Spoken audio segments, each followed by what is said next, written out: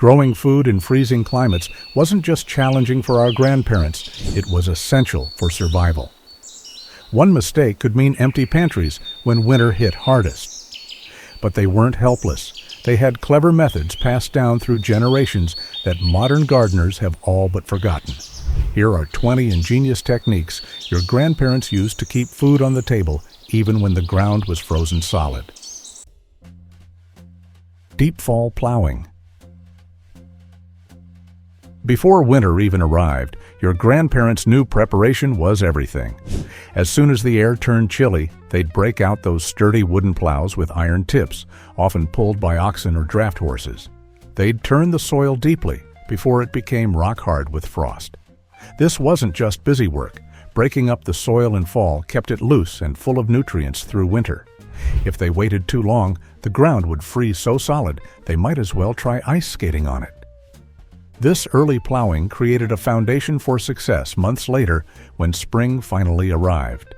The loosened soil thawed faster and was ready for planting weeks before unprepared ground, often allowing crops to be planted 2 to 3 weeks earlier than neighbors who skipped this crucial step. Your grandfather would often say, "Plow before the first frost and you're halfway to a good harvest."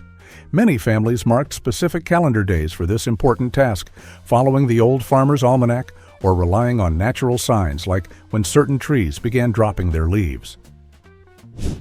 Manure as natural heating. In your grandparents' day, animal manure wasn't waste. It was garden gold. They collected every dropping from their livestock and spread it across fields in thick layers, often topped with straw and fallen leaves. This natural mulch kept soil significantly warmer, sometimes 10 degrees higher than uncovered ground. As it slowly broke down, it fed the earth with nutrients, creating a perfect environment for early spring planting.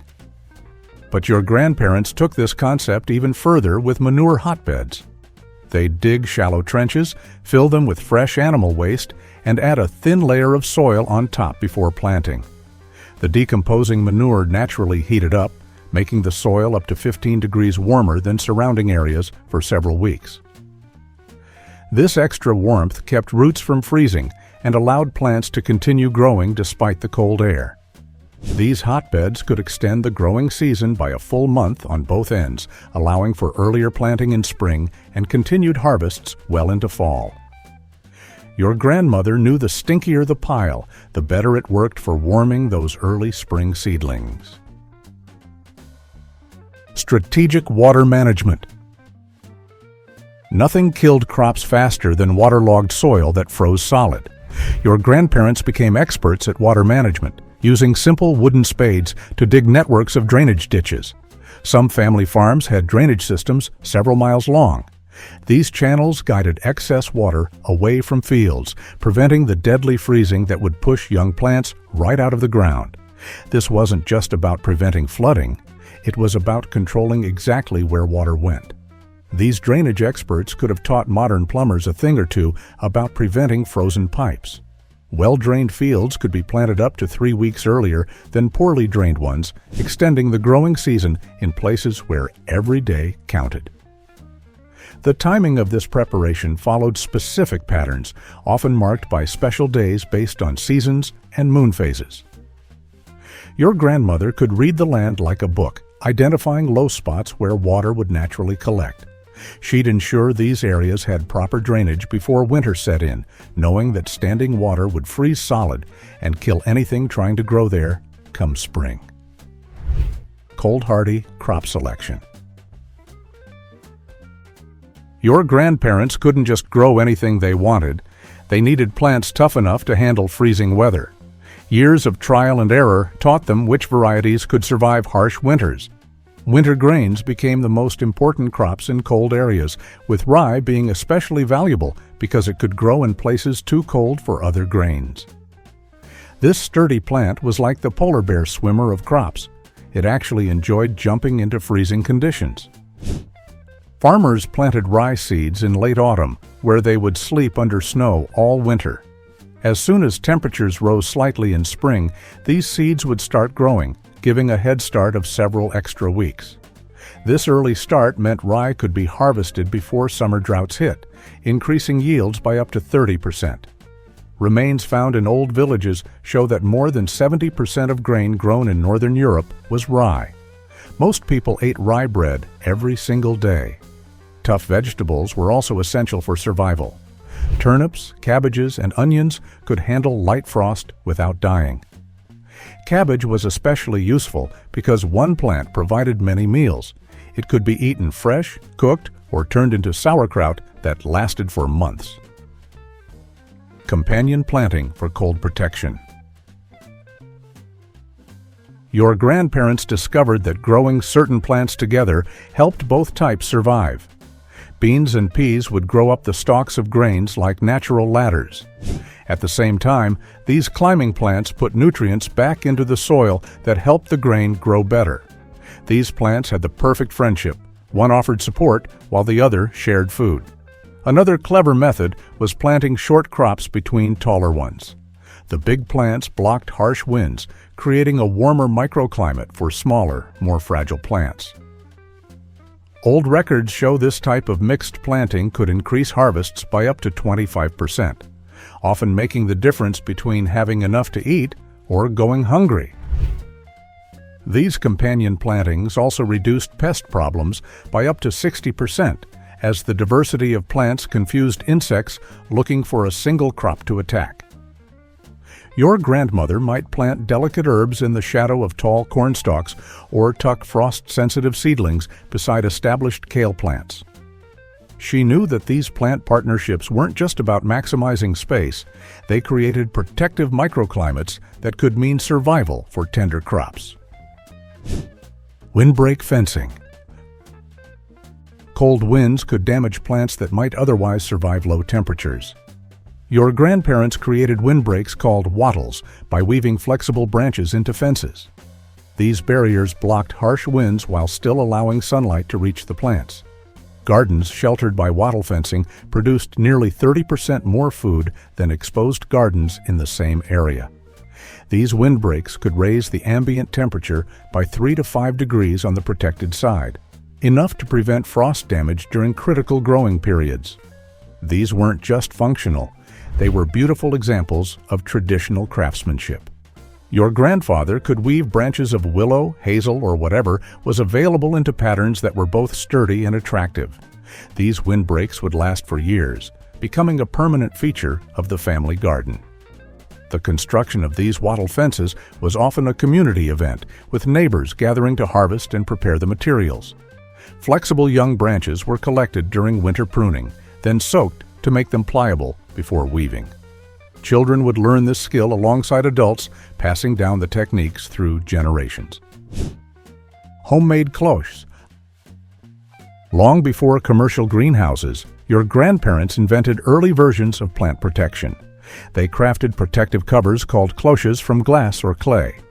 These bell-shaped covers were placed over individual plants to trap heat, like tucking vegetables in at night with their very own glass blankets. During daylight hours, the sun would warm the air inside, and this warmth stayed trapped at night when temperatures dropped. A well-placed cloche could create a microclimate up to 10 degrees warmer than the surrounding air, allowing tender seedlings to be planted weeks before the last frost. For especially important crops, some gardeners constructed slanted frames covered with oiled parchment that allowed sunlight to enter while keeping cold air out. Your grandmother might use old glass jars, damaged glass bowls, or even handmade clay covers for this purpose. Nothing went to waste. A cracked bowl that could no longer hold water could still serve as a perfect cloche for a tender young tomato plant. Some families even made cloches from waxed paper stretched over bent willow hoops, creating an inexpensive but effective barrier against frost. Cold frames for extended growing. For larger areas, your grandparents built cold frames, wooden boxes with transparent tops that protected entire rows of plants. These simple structures could extend growing seasons by up to 40 days in some places, allowing for fresh greens long after the first frost and early seedlings, well before the last freeze. The most successful gardens used all these methods together. Wattle fences formed the outer defense, with manure hotbeds warming from below and cold frames protecting vulnerable plants. Cold frames were typically built with a sloped top facing south to capture maximum sunlight. The back wall was often taller than the front, creating this angle naturally. Your grandfather might build the frame from scrap lumber, then use old windows or glass panes salvaged from abandoned buildings as the transparent top. These cold frames became season extenders at both ends of the growing season, allowing for planting weeks before the last frost in spring and protecting crops from early frosts in fall. Families with well-managed cold frames could harvest fresh lettuce and spinach up to 3 months longer than those without. Stone wall heat banking. Your grandparents became experts at finding and using natural heat sources. They planted their most delicate crops along south-facing stone walls for good reason. During the day, sunlight would warm these stone structures. As temperatures dropped at night, the stone slowly released the stored heat, creating a microclimate several degrees warmer than the surrounding area. These walls didn't just keep out wild animals, they doubled as free heating systems when the sun went down. Plants grown against these heat-banking walls often matured 2 to 3 weeks earlier than those in open gardens, providing precious early harvests when food stores were running low. In particularly cold regions, some communities built curved stone walls that focused this heat effect even more, creating pockets where frost-sensitive plants could survive. Your grandmother knew that a good stone wall was worth its weight in vegetables during a cold spring. The color of the stones mattered too. Darker stones absorbed more heat during the day and released more warmth at night. Some gardeners would even paint their stone walls black to enhance this effect. Strategic field placement. Field placement was carefully planned based on the sun's path. South-facing slopes received up to 40% more sunlight than flat ground in northern regions. This extra solar energy meant warmer soil and better growing conditions. Your grandparents would reserve these prime growing spots for their most important or vulnerable crops. Written records from monastery gardens show that herbs planted on south-facing slopes matured up to 2 weeks earlier than those in less favorable positions. This strategic placement could mean the difference between a crop that ripened fully before fall frosts and one that failed to mature. Your grandfather didn't need fancy equipment to find the best planting spots, he just needed to watch where the snow melted first in spring. Those naturally warmer areas became prime real estate for early crops.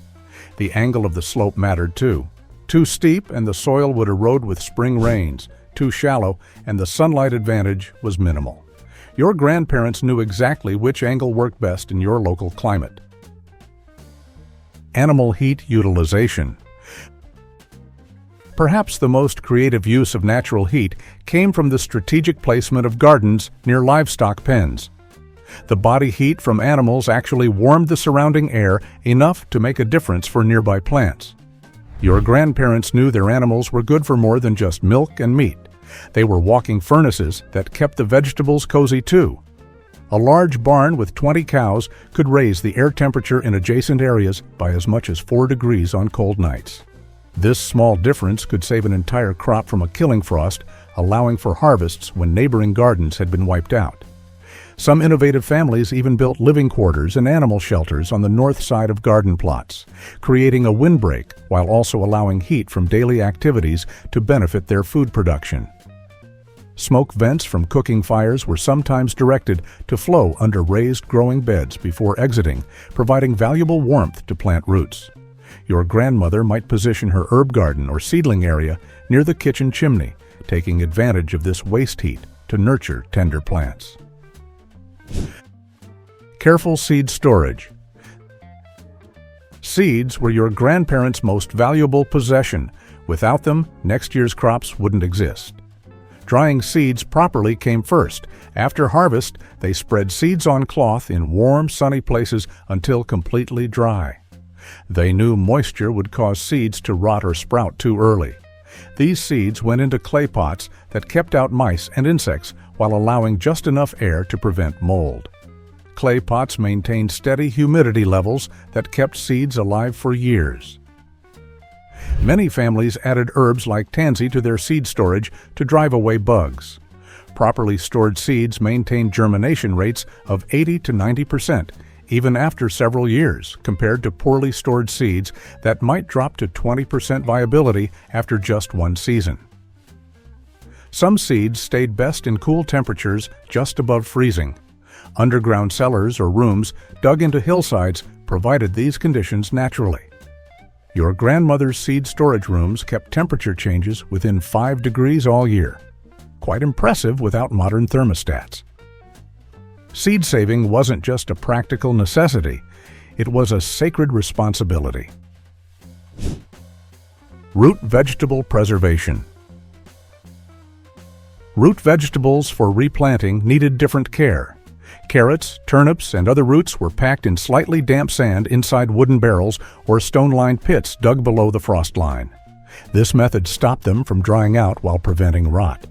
These root vegetables basically went into cold sleep for the winter, like bears hibernating, but with more plans to be dinner later. Traditional root storage pits typically stayed between 33 and 40 degrees, perfect for keeping living plant tissue alive through winter. Well-maintained root cellars could preserve vegetables for 4 to 6 months, providing fresh food long after the harvest ended.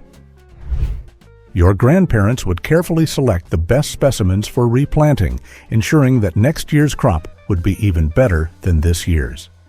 They knew exactly how much moisture was needed in the sand. Too dry and the roots would shrivel, too wet, and they'd rot or sprout prematurely. Some families would check their root cellars monthly during winter, removing any specimens that showed signs of decay before they could spoil the others. Snow as natural insulation.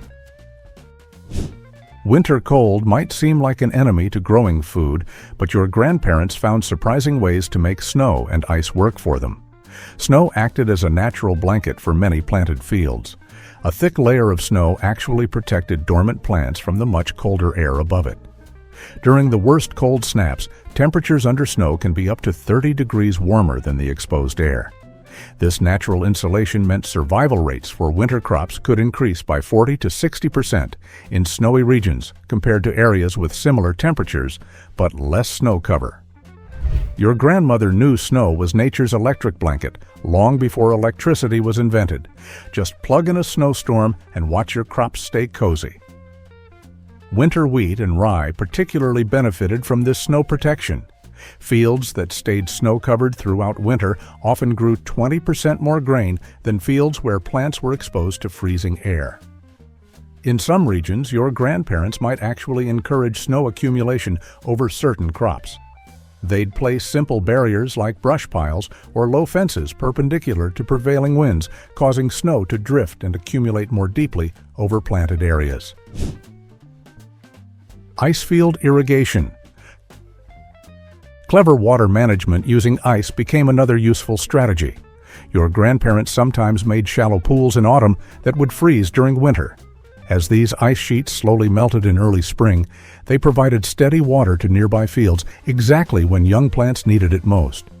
These ice fields were basically running the world's slowest irrigation system, frozen in winter but ready to deliver when spring hit the defrost button.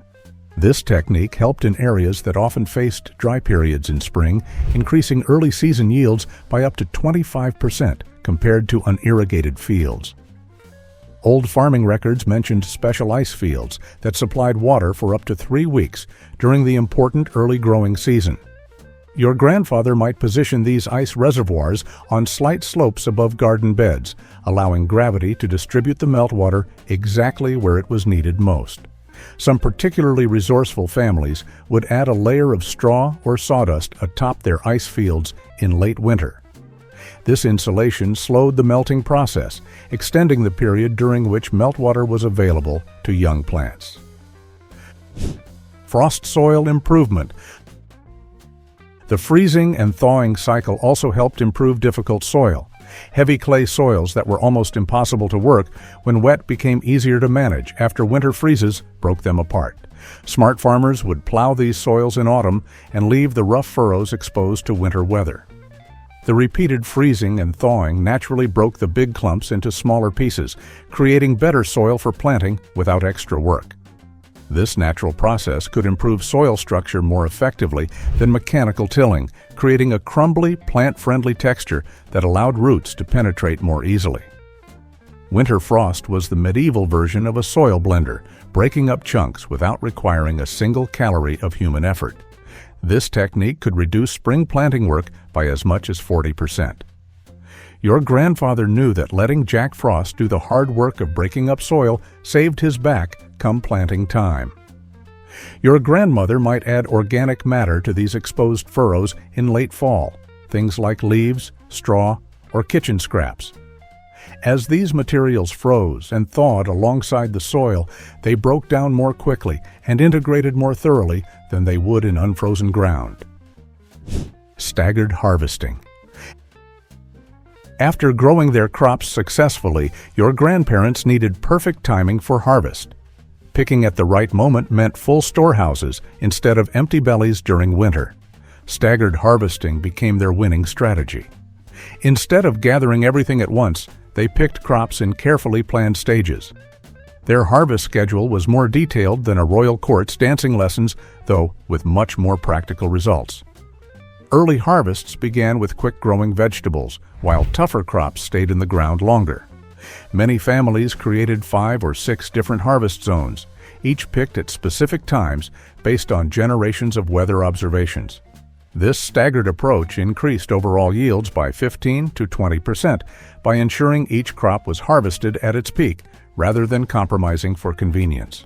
Late-season root crops got special treatment. Vegetables like turnips and parsnips stayed in the ground until just before hard frost. These patient root vegetables were the procrastinators of the garden, always waiting until the absolute last minute. Your grandmother knew that the timing of harvest was as important as the timing of planting. She'd watch for specific signs that each crop was at its peak. Frost-enhanced vegetables. Your grandparents turned frost into a flavor enhancer. Some crops like kale and certain cabbages taste sweeter after experiencing light frost. The cold causes these plants to convert starches into sugars, improving both taste and nutrition. Frost was basically nature's sugar sprinkle, turning bitter greens into winter desserts. Monastery records suggest that kale harvested after 3 frosts contained up to 40% more vitamin C than summer-harvested greens, a crucial nutritional boost during winter months when fresh produce was scarce. Timing these harvests required impressive weather knowledge. Communities developed prediction methods based on natural signs, cloud patterns, animal behavior, and even onion skin thickness helped determine when killing frost would arrive. These folk methods correctly predicted first frost dates within 5 days over 70% of the time. Your grandmother would watch for these signs with practiced eyes, knowing exactly when to harvest each frost-enhanced vegetable at its peak of flavor and nutrition. She might leave parsnips in the ground until after the first hard freeze, knowing that this cold treatment would transform their starchy roots into sweet, nutty delicacies. Indoor winter growing. Growing anything during freezing winter months seems impossible, yet your grandparents managed to produce fresh greens even when snow covered the ground. Fresh vegetables provided crucial nutrition during winter months when most people relied on stored foods. Indoor herb gardens flourished in unexpected places.